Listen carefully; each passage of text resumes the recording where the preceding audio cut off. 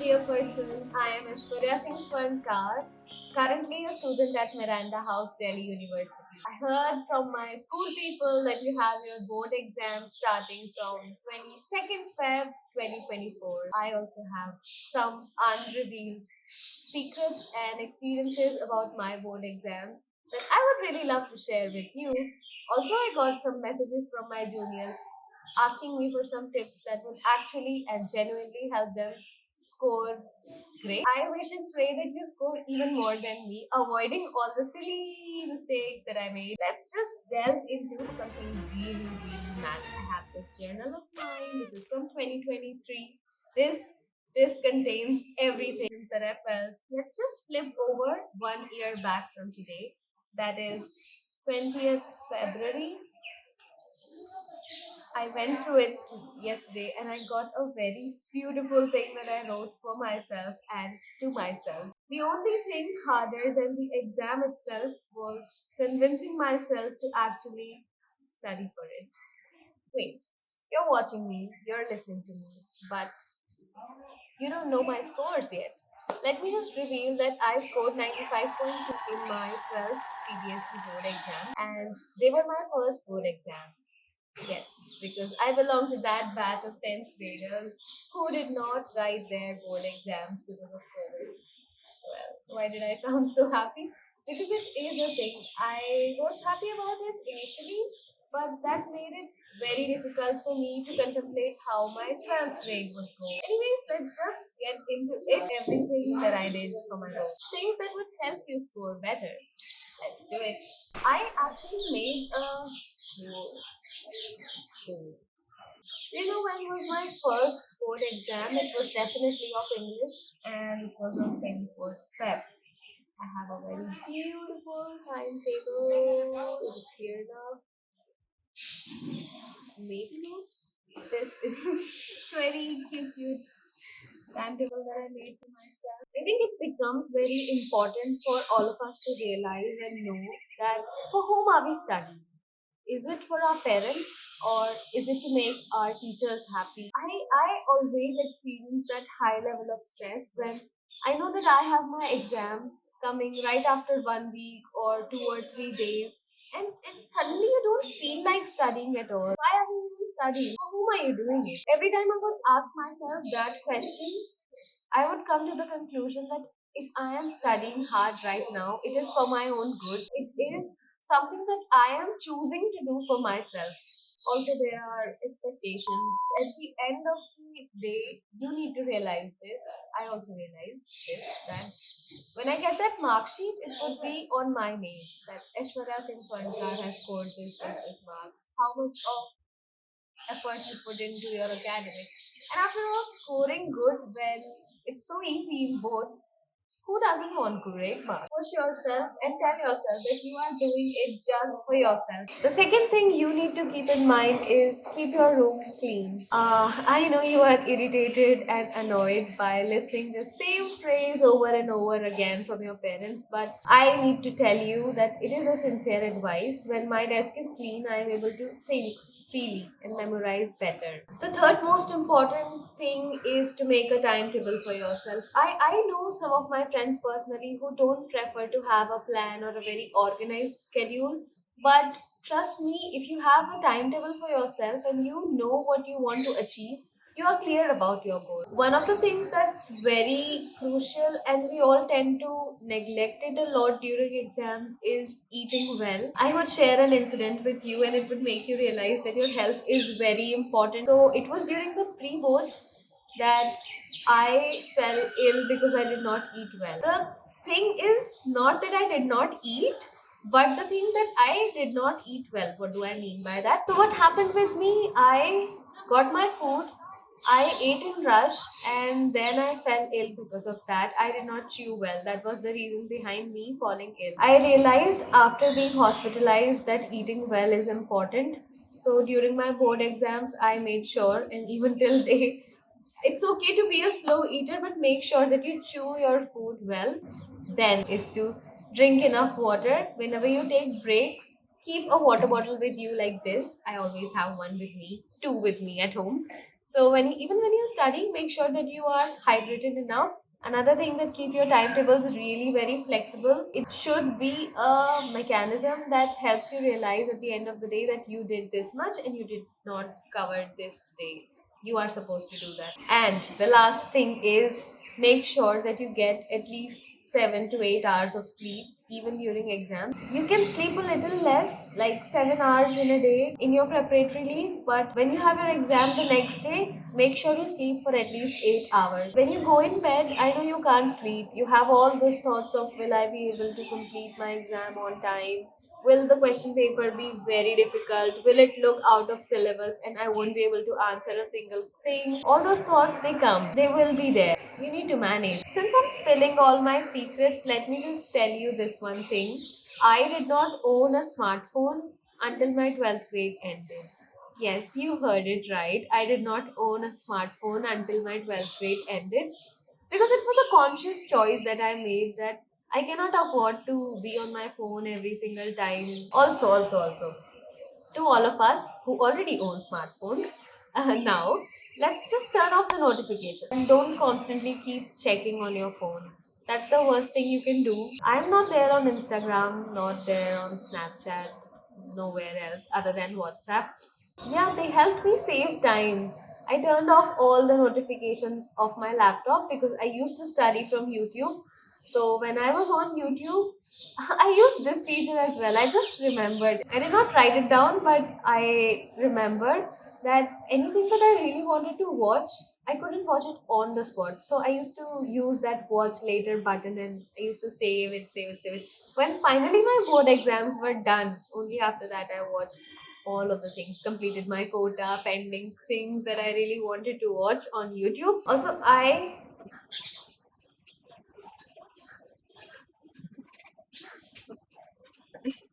here's the thing that you may neglect. You may tend to make this mistake, so beware, listen closely. You may feel like leaving the maps because there are too many, or you may wish to not do the additional matter provided by CBSE for pol science, especially. So just don't leave it. Because in my board exams, I experienced there were so many questions coming from that little small booklet, and I was so grateful that I studied it beforehand so that I was able to mark the correct answer for it. Had I not studied that, I wouldn't have scored good. It was not until board exams preparation that I began using timers very efficiently. I used to have a wristwatch, that analog one, on my desk from which I would watch what time it is. I used to leave my laptop on lock screen, kept aside far away when I'm studying from a book, so that I realize that time is passing by slowly and I have to complete doing this. And when I am studying in my room, there would be no more disturbances. No disturbances at all. I used to study on the topmost floor of my house. It was kind of isolated, and I really liked the calm, serene atmosphere I created for myself. Now, when I say it, it sounds funny, but back then I thought that was the most ideal thing to do. So what I did, I was also taking advices from all the YouTubers, from my teachers. I got to know that I have to solve sample papers. Entire revision of my syllabus never got done until the last minute. So what did I do? I just read the questions of the sample paper. That is something you don't have to do. That is something you don't have to do. That is a mistake I made. When you are solving sample papers, read the questions, set a timer for 3 hours, and you are writing the questions when you are solving it. That's the ideal way to do it. Don't do it like me. Otherwise, you mess up. How do you mess up? It was my history exam. I'll just share it today itself, finally, once and for all. It was my history exam, and I attempted the long answers, I attempted the short answers, I did the map, I did the MC. I had 15 minutes with me. I had to go through my entire answer sheet, and I had to. I was a little doubtful about one of the things on the map. I had to look at it. I was going through my question paper. I flipped suddenly. I flipped. And I realized that I have not attempted the source base. They were of 12 marks, I still remember. And I had like 15 minutes to do it. I was freaked out. I panicked so much. I stopped for a minute. I couldn't feel what have I done. I couldn't believe I did this. But then I saw I have 12 marks on my hands right now. I have 15 minutes. Good that I realized right now. Then I began scribbling quickly. That's not the way you have to do it, right? It's good that you write down your solutions when you are solving question papers. There is this thing that you absolutely don't have to do. There are always some snakish friends, I should say, because they're going to tell you that they're not studying, they're not preparing, they're not doing anything at all. They will go unprepared. But is that what you want? Hopefully, that's not the case. You want to score well. Don't spend your time on people like those who demotivate you, who will make you feel like, let me not study, who will encourage you to continue being lazy. Don't be with those people anymore. I can tell you one thing, that everything that you've desired, you're gonna get it. Very beautiful life awaits you up ahead. So don't give up on hope. You can do it, and I believe in you, and you should too. I just heard when I was preparing for my boards that when you ask for help, you receive it. One thing that you can really do is call up your seniors, like some good seniors who can help you, tell you some things, maybe guide you, share their experiences that will help you calm down. I used to call my seniors so often, especially before boards. I'll be like, I'll call them and say, "Hello, Didi, मेरे को ये problem है. Would you like to say something about this?" Most of my seniors, they were from science and from commerce. I am a student of the first batch of humanities in my schools. I did not have a specific humanities senior whom I could call up and ask something. But yeah, you have me. You can ask me things that you're curious about or things that you are doubtful about. I would recommend that you call up your seniors. I think everybody would be happy to share their journey with you. If it can help you relax and be at ease, then they're just a call away. You can try talking to your parents sometimes. It was before my eco exam. I was done with IED, but my macro was still left. And I was panicking so bad. Then I had my parents come up to me. They were saying, "Don't worry much." The best dialogue of my dad. I still feel funny about it, but that's just his way of telling me that he believes in me. He would come up to me and say very casually, "It doesn't matter. Boards don't matter." He'll be like, ज्यादा से ज्यादा क्या होगा, fail हो जाएंगी, अगली बार दे देना phone. And then I would end up giggling and leave every other thought that's going on in my mind. So talking to parents will help. Anybody in your family, maybe your didi bhaiya or some cousin, anybody, I really feel you should call them up, because anyways you know already that they're gonna call you up and ask you your result. So why not take their contribution as well? The most important person to talk to is yourself. Yes, just treat yourself like a person who's trying really hard, and you want to be a part of their journey, you want to support them and root for them. Talk to yourself like that for a while. It was during this preparation, this board phase of my life in 12th, that I used to sit with me for at least 10 minutes before I go to bed. And I would tell myself that, okay, today we did this, we studied this was difficult, maybe we can work hard on this, some things like that, and then you are at ease. Also, I have been doing journaling since I was in 7th grade, so you can try that, and maybe in the next video we can discover more from this.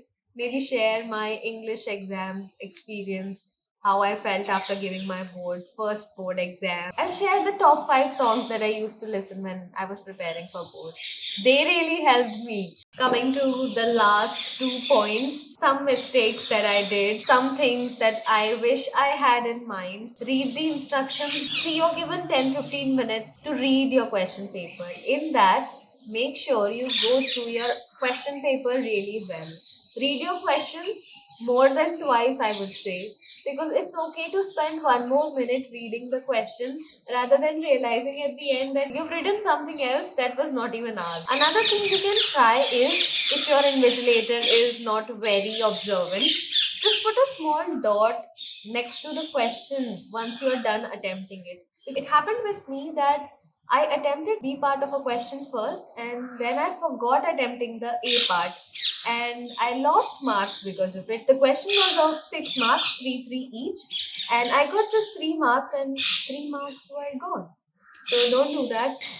Presentation really matters a lot. So even if you have a not so beautiful handwriting, try to take up space. Like that entire answer script belongs to you and you're supposed to utilize it fully. Not that you waste pages. Try to make a lot of charts and diagrams, especially in history and pol science. They would make your answer sheet look attractive because it was one of my professors who told me before our Sem 1 exams that your answer script would be corrected by a very disinterested person who has been assigned to check a lot of answer scripts in one day. So you have to make your answer sheet really attractive and presentable. So if you can make a chart or a diagram, it would be great. I made so many diagrams in my history exam, especially for the long answers. I used to make sure that I have at least one diagram in that, and that benefited me. So finally, coming to the last thing that I have to share, just prepare your bag, stationery, admit card, everything, uniform. Keep it ready a night before itself so that you don't have to rush at the last minute, and with all your mental peace, you can go and write your exam finally. Remember to keep your admit card. Check it 2 times because it's the most important thing you carry inside your examination hall. Take blessings from your teachers, best wishes from your parents, and all the very best from my side. I just know you're gonna rock it. You've studied for it and you will do great. I believe in you. Also, if there's one last thing I want to say, try, if it's possible, that somebody drives you to the destination, that you are not the person driving and then going to write the exam. If it's a case that you cannot avoid, then you don't have a choice. But if it's possible, if anybody can just drop you there, that would be the best thing. And may you succeed, may you achieve your dreams. All the best. See you next time. Also, the comments are open for anybody who wishes to share their 12th boards journey, and maybe you want to throw light on something that I missed. If you have a query that you feel I can answer, if there is something that you want me to answer, you can mention it down there. Bye bye. Just keep going. All the very best, and I'll see you next time. Bye bye. I love you.